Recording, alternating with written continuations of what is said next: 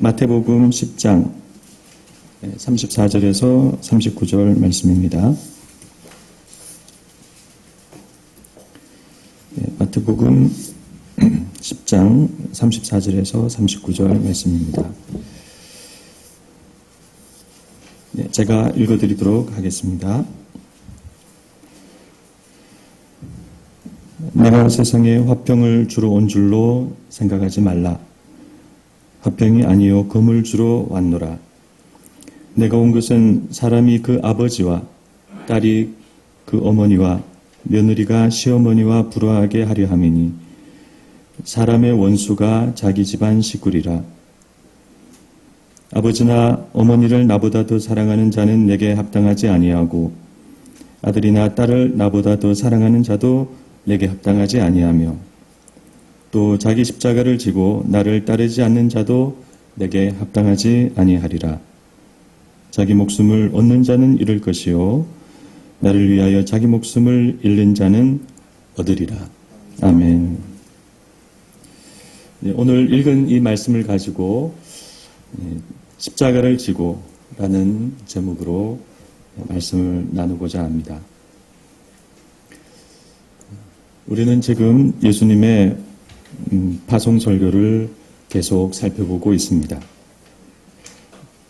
예수님의 파송 설교를 들으니 예수님의 산상수훈 설교가 얼마나 좋았던지 알 수 있습니다.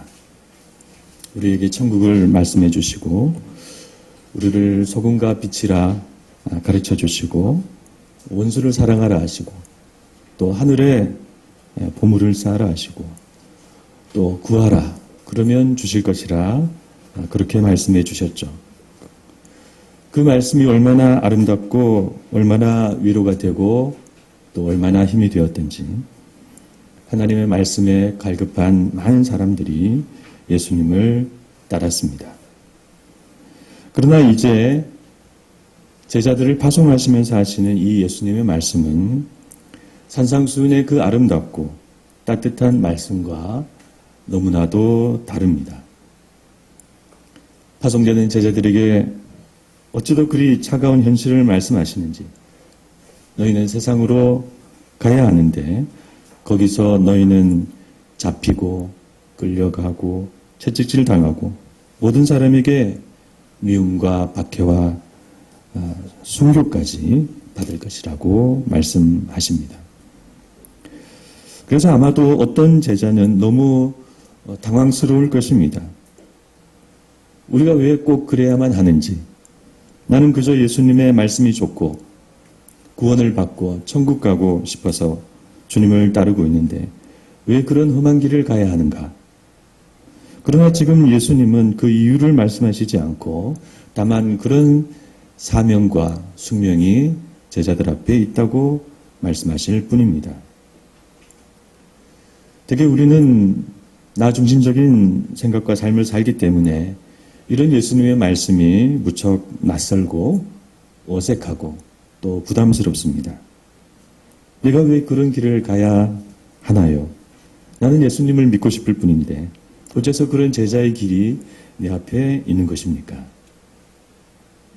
그러나 이 문제를 해결하지 못하는 사람은 예수님의 제자가 되지 못합니다. 이 문제를 해결하지 못하면 나는 주님을 따르지 못합니다. 지금까지 살던 대로 자기 삶을 살겠죠. 자기 시각으로 삶을 이해하고 궁극적인 이유와 삶의 목적은 알 수가 없습니다. 그러다 날이 기울고 밤이 찾아오면 우리의 인생의 마지막이 찾아오겠죠. 어찌 보면 그런 삶은 마치 하루살이의 하루 같습니다. 또 메뚜기 한철 같은 삶입니다. 우리가 하루살이를 보면서 그 삶을 안타까워하죠. 우리가 메뚜기를 보고 그 삶을 안타까워합니다. 우리가 그 삶을 안타까워한다면 그렇게 살아가는 우리의 삶도 당연히 안타까워해야 합니다. 우리도 짧은 삶을 살고 삶의 목적과 이유를 모르기 때문입니다.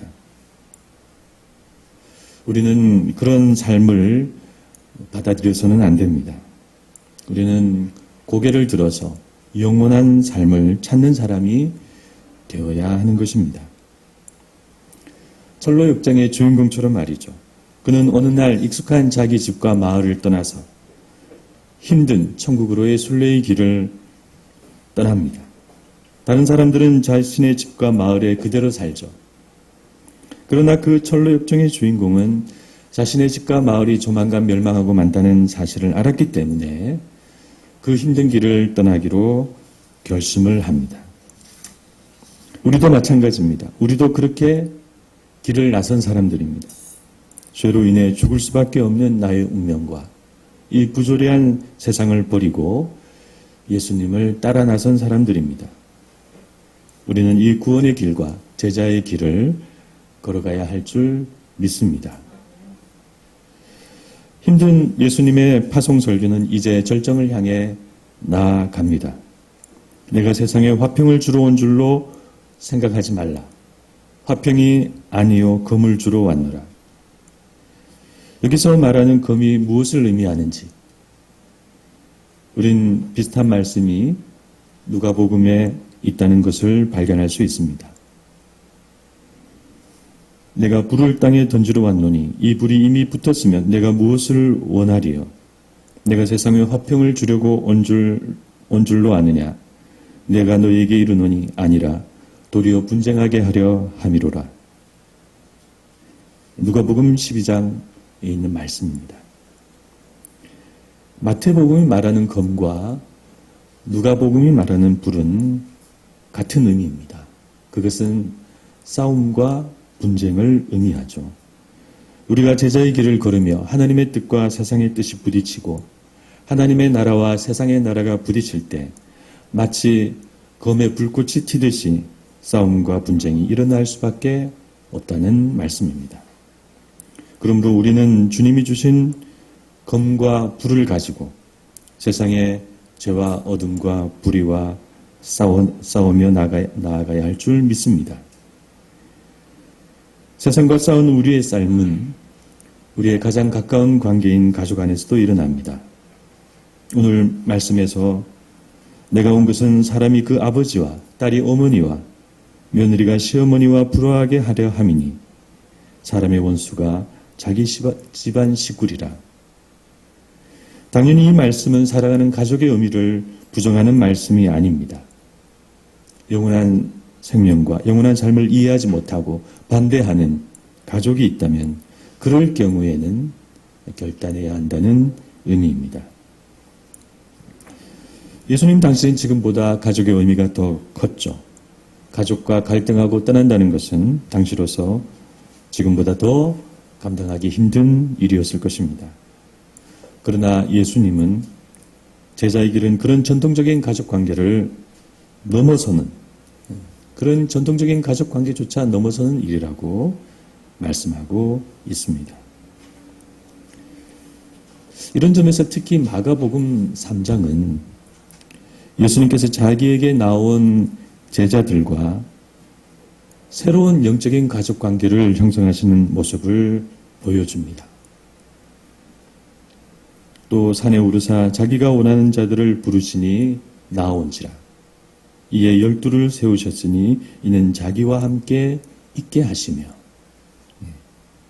그리고 이 말씀에 이어서 마가복음은 이렇게 제자들과 새로운 가족을 만드시는 예수님 자신을 찾는 어머니와 동생들에게 이렇게 대답하시는 것을 보여줍니다. 누가 내 어머니며 동생들이냐 하시고 둘러앉은 자들을 보시며 이르시되 내 어머니와 내 동생들을 보라. 누구든지 하나님의 뜻대로 행하는 자가 내 형제요 자매요 어머니이니라. 편안한 삶을 넘어서 죽음을 넘어서 가족을 넘어서 예수님은 도대체 이 모든 것을 넘어서 우리를 어디로 인도하시는 걸까요? 우리가 도대체 어디로 가야 하기 때문에 이런 세상에 있는 모든 중요한 가치들을 넘어서서 예수님께서 이렇게 말씀하시는 걸까요? 네, 예수님은 지금 우리를 이 세상 나라에서 하나님의 나라로 이끌고 계십니다. 우리를 세상 나라에서 하나님의 나라로 이끄시기 때문에 이런 절대적인 말씀을 지금 하고 계시는 것입니다. 여러분, 우리가 세상의 나라에 지금 살고 있는, 죄를 짓고 그 어둠에 사로잡혀 거기서 살고 있는데 거기서 하나님의 나라로 가는 일이 쉬울까요? 쉽지 않습니다. 그건 일반적이고 평범한 일이 아닙니다. 그것은 우리가 모든 것을 내려놓고 모든 걸 상대화시키고 비상하게 잡고 나아가야 하는 그런 절대적인 일이라 할 수 있습니다. 그것이 바로 제자의 길이고 구원이고 영생입니다.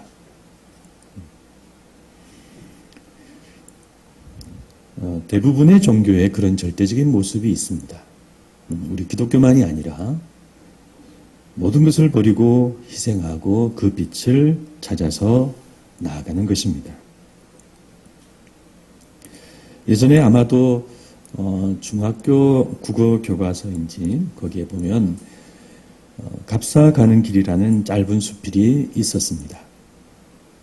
저도 그 수필이 인상적이어서 그 갑사라는 절이 궁금해서 작년 겨울에 처음으로 거기에 가본 적이 있습니다. 계룡산에 가면 산 이편에는 동학사가 있고 또 산 저편에는 갑사가 있죠. 그 수필은 눈이 내리는 겨울에 어떤 그 한 저자가 일행들과 함께 동학사에 가서 거기서 이제 갑사로 넘어가면서 쓴 내용인데, 그런데 그 사실 수필의 주요 내용은 그 길의 고개에 있는 남매탑에 관한 내용입니다. 거기에 다른 시기에 만들어진 두 개의 오래된 탑이 있는데, 이제 그 탑에 얽힌 전설을 그 수필이 이제 소개하고 있죠. 그 전설은 한 여인과 한 승려에 대한 전설인데, 그 승려가 여인의 사랑을 뿌리치고 평생 남매 관계로 지내면서 구도에 정진했다라는 그런 이제 내용입니다. 불교도 구원의 종교이고 그런 점에서 그 수필은 그 승려가 구원으로 나아가기 위해서 모든 것을 버리는 모습을 그렇게 보여주고 있는 것입니다. 아마 요즘의 정서는 그 수필을 읽고 그럴 가치가 있는가라고 생각할지도 모르죠. 그러나 신앙과 종교의 깊은 자리에는 그런 모습이 있다는 것을 우리는 이해해야 합니다. 그러므로 우리는 이 예수님의 지금 말씀을 폄하하거나 부정하거나 해서는 안 됩니다. 어떻게 가족을 넘어설 수가 있지? 가족을 버릴 수가 있지? 어떻게 내 목숨까지 버리면서 주님을 따를 수가 있지? 우리가 그렇게 생각해서는 안 되는 것입니다. 구원과 제자의 길은 우리의 가족이나 목숨을 넘어서는 더 큰 일인 줄 믿으시기를 바랍니다. 검과 가족을 말씀하신 예수님은 이제 드디어 십자가를 말씀하십니다. 이 십자가라는 말이 지금 마태복음 안에서 처음으로 등장하고 있습니다. 이 십자가는 예수님의 파송 설교의 절정이라 할 수 있죠. 자기 십자가를 지고 나를 따르지 않는 자도 내게 합당하지 아니하니라. 자기 목숨을 얻는 자는 잃을 것이요 나를 위하여 자기 목숨을 잃는 자는 얻으리라. 십자가라는 말을 우리가 교회 안에서 오랜 시간 사용하고 또 오랜 시간 사용할 뿐만 아니라 자주 사용하기 때문에 우리는 십자가가 무언지 우리가 자주 잊어버릴 때가 많습니다. 우리 교회에 제 뒤에 십자가가 있습니다마는 실제 십자가는 아시다시피 잔인한 사형 도구입니다.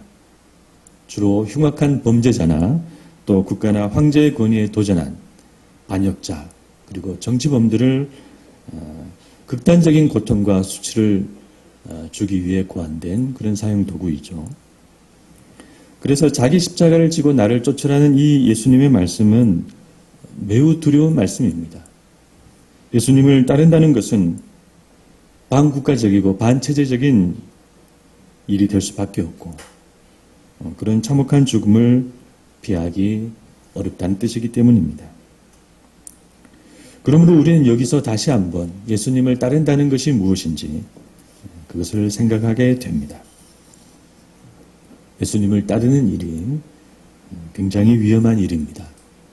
우리는 지금 자유롭고 평화롭게 예수님을 믿고 있지만 역사를 돌아보면 예수님을 믿다가 죽임을 당하고 순교한 분들이 너무도 많습니다. 따라서 우리는 십자가를 지고 나를 따르라는 이 말씀을 통해서 진정한 신앙이라는 것은 죽음을 넘어서야 한다는 사실을 깨달아야 합니다. 비록 지금은 그런 시기가 아니죠. 우리는 깨어 있으면서 이런 각오와 정신을 가지고 예수님을 따라야 한다. 그렇게 우리가 생각해야 하겠습니다. 그래서 좀 우리의 신앙이 좀 강한 신앙이 되어야 하겠습니다. 그런데 십자가를 지고 나를 따르라는 이 예수님의 말씀은 이와 같은 실제적인 의미를 넘어서서 더 큰 상징적인 의미가 있습니다. 우리 기독교 신앙의 대주제이자 대원리라고 할 수 있는 그런 상징적인 의미가 있습니다. 이것을 사도 바울의 표현으로 하면은 십자가의 도라고 말할 수가 있습니다. 십자가의 도가 무엇이냐? 그것은 십자가의 길과 십자가의 원리와 십자가의 방법을 말하는 것인데 이 십자가의 길과 원리와 방법이 우리 기독교의 가장 큰 특징이 됩니다. 그러면 실제로 십자가를 지고 십자가에서 죽는다는 의미가 아니라 상징적인 의미에서 우리가 십자가를 지고 주님을 따른다는 그 의미는 무엇일까요? 우리가 쉽게 생각할 때 고난, 희생, 헌신 그런 것이 십자가를 지고 주님을 따르는 것이다. 그렇게 생각할 수가 있겠죠. 고난을 견디고 희생을 무릅쓰고 헌신을 하면서 그렇게 주님을 따르는 것이 십자가를 지고 주님을 따른다는 의미가 물론 될 수도 있습니다. 그러나 그것이 충분한 대답은 아닙니다. 고난을 견디고 희생을 무릅쓰고 헌신을 한다는 것은 기독교만의 것이 아니죠. 그건 일반적인 원리라고 할 수 있습니다. 그것이 어떻게 기독교 신앙의 대주제가 되고 대원리가 되겠습니까? 그러면 십자가가 뭘까요? 기독교 신앙이 말하는 이 십자가의 의미는 한마디로 자기 부정입니다. 자기 부정은 자기 부인을 의미하고 그 개념을 쉽게 말한다면은 자기 마음의 왕자에서 자기가 내려오는 것입니다. 예수님은 나중에 16장에서 제자들에게 이 내용을 다시 한번 설명하십니다. 예수께서 돌이키시며 베드로에게 이르시되 사탄아 내 뒤로 물러가라. 너는 나를 넘어지게 하는 자로다.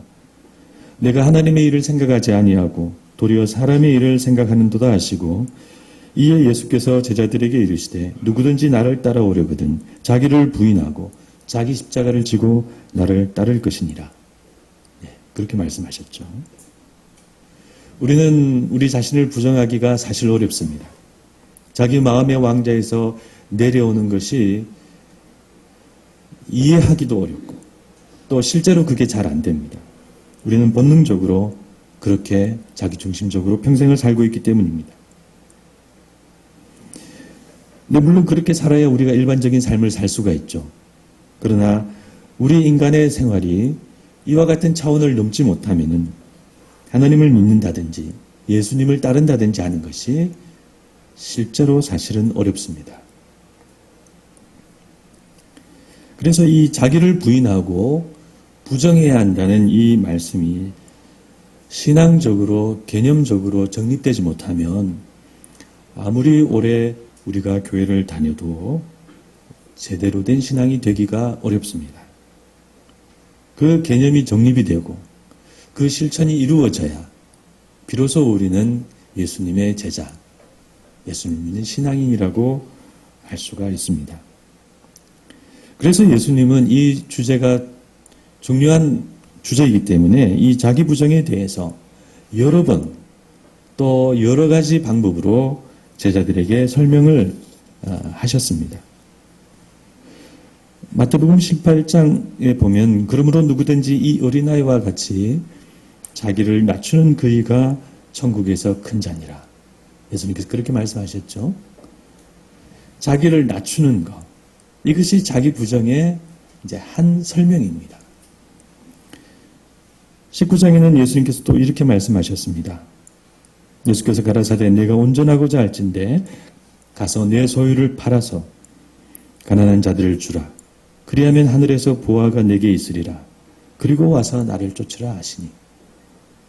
예수님께서 이 부자 청년에게 이 말씀하신 이 내용은 물질과 소유에 대한 탐심을 버리는 것, 그것이 자기 부정이라고 설명하시는 것입니다. 또 마태복음 19장에 이런 말씀이 있습니다. 그러나 먼저 된 자로서 나중되고 나중된 자로서 먼저 될 자가 많으니라. 이 말씀은 어떤 자기 부정일까요? 네, 앞자리를 포기하는 것. 자기가 제일이다, 내가 최고다 하는 그런 의식을 버리는 것. 그것이 자기 부정이라는 예수님의 말씀입니다. 마태복음 20장에는 또 이 말씀이 있습니다. 너희 중에는 그렇지 아니하니 너희 중에 누구든지 크고자 하는 자는 너희를 섬기는 자가 되고 너희 중에 누구든지 으뜸이 되고자 하는 자는 너희 종이 되어야 하리라. 낮아져서 섬기는 사람이 되는 것이 바로 자기 부인을 한 사람의 모습이다라고 말씀하시는 것입니다.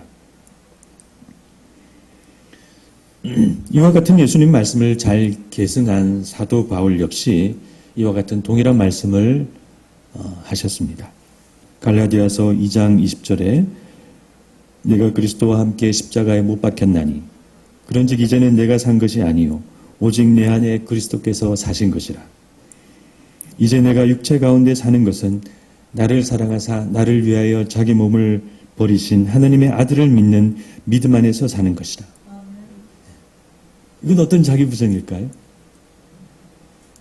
자기의 삶의 목적, 자기 생활의 방식, 이것을 예수님을 중심으로 살아가는 것, 그것이 바로 자기 부정이라고 지금 말씀하시는 것입니다. 갈라디아서 5장 24절도 이 말씀이 있습니다. 그리스도 예수의 사람들은 육체와 함께 그 정과 욕심을 십자가에 못 박았느니라. 우리의 정과 인간적인 그런 정과 욕심을 내려놓는 것, 그것이 자기 부정이라는 것입니다. 이 정에는 우리의 감정과 우리의 인간적인 열정과 우리의 정욕 등 그런 모든 것들을 다 포함하는 말씀이죠. 그래서 이상의 말씀을 통해서 우리는 십자가를 지고 자기 부정을 하면서 주님을 따른다는 의미가 무엇인지 우리가 조금 알 수가 있습니다.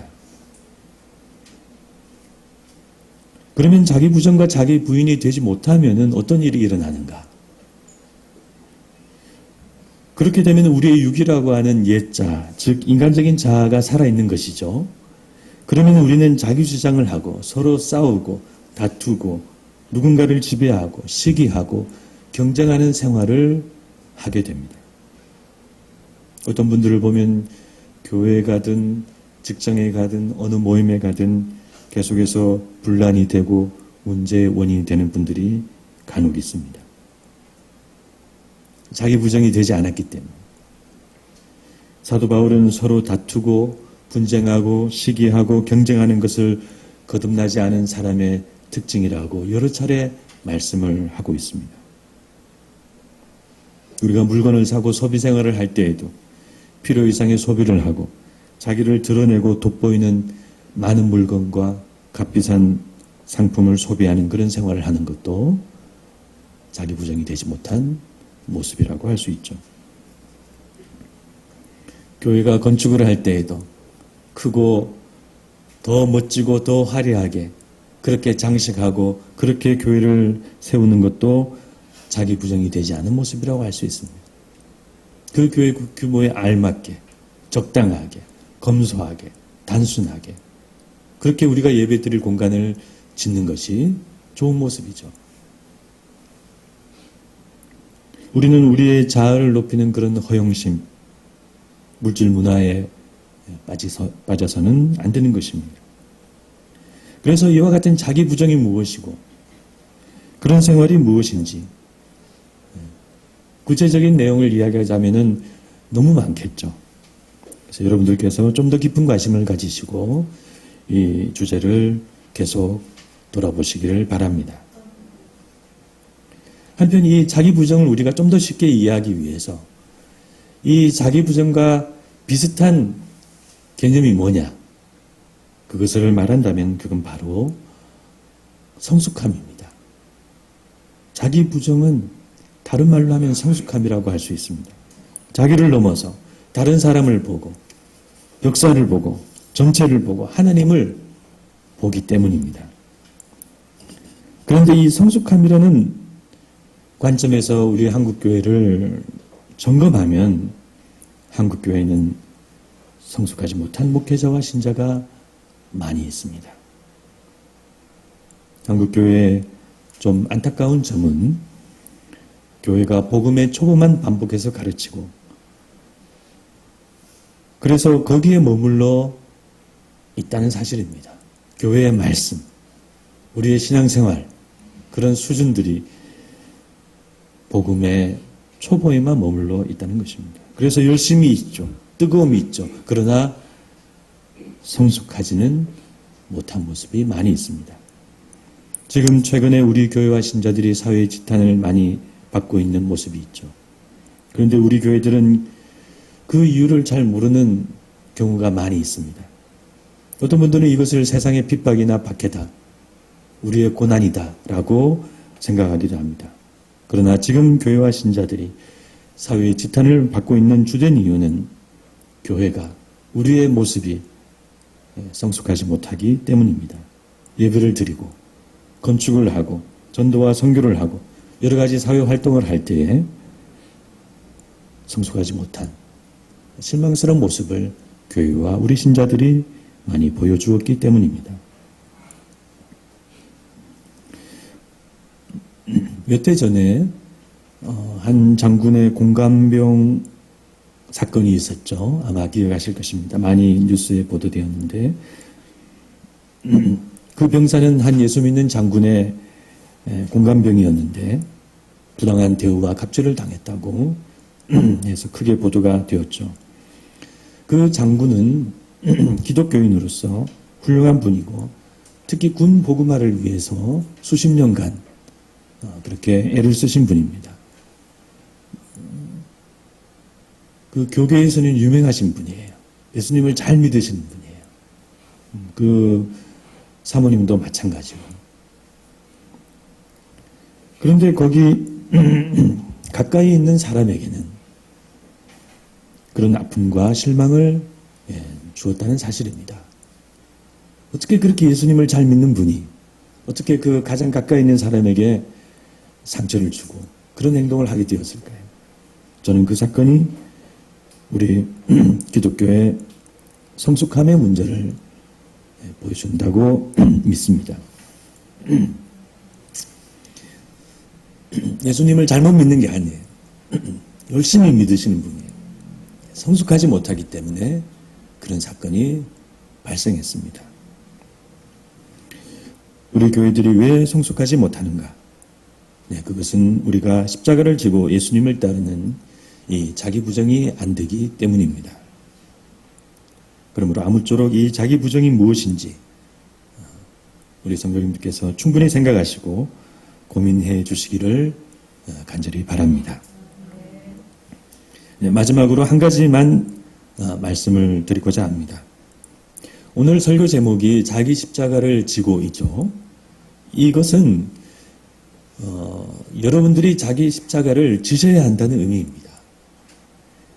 그것이 박해이든 죽음이든 자기 부정이든 여러분이 직접 그것을 감당하셔야 한다는 의미입니다. 어떤 분들은 십자가를 예수님만이 지시는 것으로, 예수님이 우리를 대신 지시는 것으로만 아는 분들이 있습니다. 이른바 대속의 십자가이죠. 그래서 예수님이 날 위해 십자가를 지셨다라고 고백하고 찬양하고 눈물 흘리고 감사드리죠. 그런데 이 부분을 오해하시면 안 됩니다. 예수님만 십자가를 지시는 것이 아니고 예수님만 십자가에 못 박히시는 것이 아닙니다. 나도 지고 나도 주님과 함께 못 박혀야 합니다. 예수님은 자기 십자가를 지고 나를 따르라고 분명히 말씀하셨죠. 또 사도 바울도 내가 그리스도와 함께 십자가에 못 박혔나니라고 고백하고 있습니다. 그러므로 십자가를 예수님만이 지시는 대속의 십자가로 오해하지 마시기를 바랍니다. 아무쪼록 우리 드레핀 믿음찬 교회 성도님들은 십자가를 지고 주님을 따르시고 또 끝까지 따라가서 주님과 함께 그 마지막 자리까지 나아가시는 그런 여러분들이 다 되시기를 주님의 이름으로 축원합니다. 네, 기도하시겠습니다.